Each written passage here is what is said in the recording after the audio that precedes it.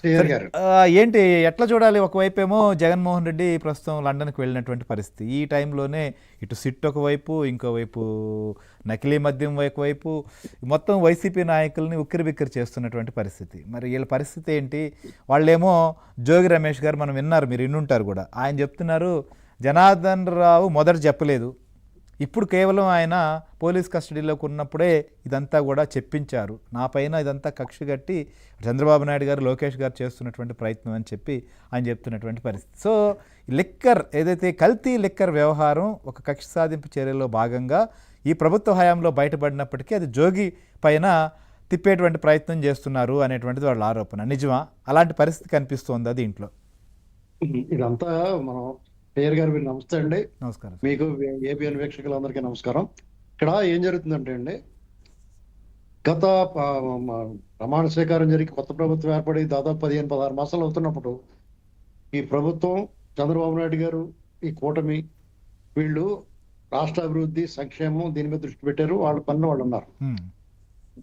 ఒక రకంగా ఈ క్యాడర్ కానీ నాయకులు, ద్వితీయ తృతీయ శ్రేణి నాయకులందరికీ కూడా అసహనం కూడా ఉంది, వీళ్ళు ఎందుకు వదిలేస్తున్నారని. ఇలాంటి పరిస్థితుల్లో స్పష్టంగా చెప్పండి, కక్ష రాజకీయాలు చేయను నేను, నాకు ప్రజలే ముందు, అభివృద్ధి, సంక్షేమం, యువతకు భవిష్యత్తు భరోసా, ఇది చెప్పుకుంటా ఆ పనులు చేసుకుంటా ఆ పనిలో ఉన్నారు వాళ్ళు. ఈ రాష్ట్రానికి ఈ వారం రోజుల్లో చూడండి, గూగుల్ అని, ఇక్కడ సిఆర్డిఏ, భవంతి, అక్కడ ప్యాసింజర్, ఇలాంటివన్నీ పెట్టుబడి తీసుకొస్తా మంచి బిజీగా ఉన్నారు వాళ్ళు. రాష్ట్ర పరిస్థితి ఏంటని ఆలోచనలో వాళ్ళు ఉన్నారు.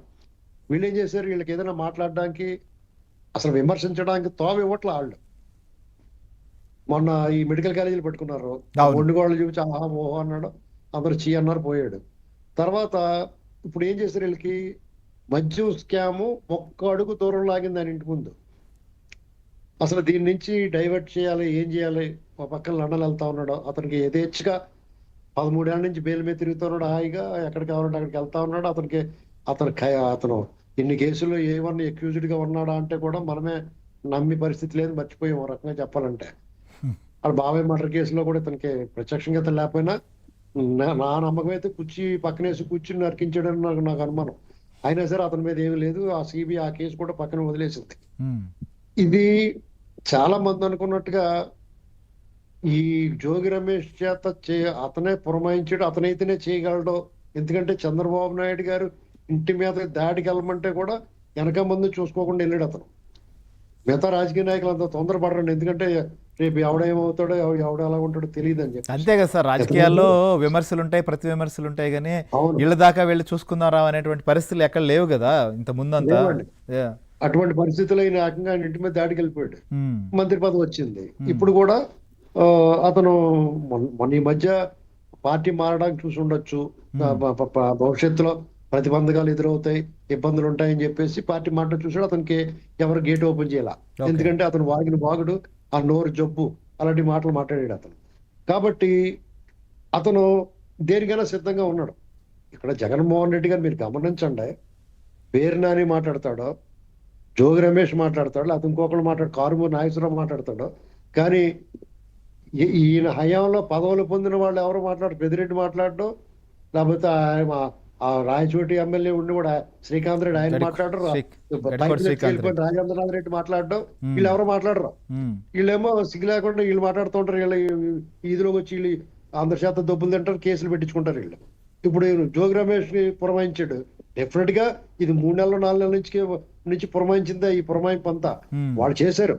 21 నుంచి జనార్దన్ రావు చేశాడు, స్పష్టంగా అందరికీ వెల్లడైంది. అది అతను గోవా పోయాడు, గోవాలో అతను నేర్పించాడు అతనికి నకిలీ మద్యం ఎలాగమ్మలు తెచ్చుకున్నాడు. హైదరాబాద్ నుంచి ఈ ఫినాయిల్ టిన్లని అదని ఇదని అలా స్టిక్కర్లు వేసి పంపించుకున్నాడు, ఆ శానిటైజర్ లో స్టిక్కర్లు వేసి పంపించుకున్నాడు. ఆ కరోనా టైంలో అతను నష్టపోయాడు, అంతకుముందు ఇలా కవర్ చేసుకున్నాడు. 5 ఏళ్ళు కూడా మిగతా 4 ఏళ్ళకి హ్యాపీగా చేసుకున్నాడు వ్యాపారం. వాళ్ళు అమ్మిదే అసలు నకిలీ మద్యం, వాళ్ళు ఇంకేం పట్టుకుంటారు, ఇంకో నకిలీ మద్యం అని. ఇప్పుడు వీళ్ళు అసలు మద్యం అమ్ముతున్నారు కాబట్టి నకిలీ మద్యాన్ని పట్టుకున్నారు. అసలుకే నకిలీకి మీరు అసలు ఉంటే కదా నకిలీ తేడా తెలిసింది, వాళ్ళంతా మొత్తం అంతా నకిలీయే కాబట్టి ఇతను స్పష్టంగా పట్టుకోలేకపోయారు. ఈ ప్రభుత్వం మారిందా, మానేశాడు అతను. మళ్ళా ఒక 6 నెలల పాటు, సంవత్సరం పాటు మొత్తం అందరూ పారిపోయారు. తర్వాత ఆను పాను చూసుకున్నారు. వీళ్ళు మంచి ప్రభుత్వం, వీళ్ళు ఏమంటలేదు, రోజా నోటికి వచ్చినట్టు మాట్లాడుతాయి. కారుమూరి నాగేశ్వరరావు గుంటూరు అవతల నరికేస్తాం, గుంటూరు అవతల ఇంట్లోంచి లాక్కొచ్చి కొడతాం అంటాడు. జగన్మోహన్ రెడ్డి గారు రప్ప అంటాడు, 2.5 చూపిస్తారు అంటాడు.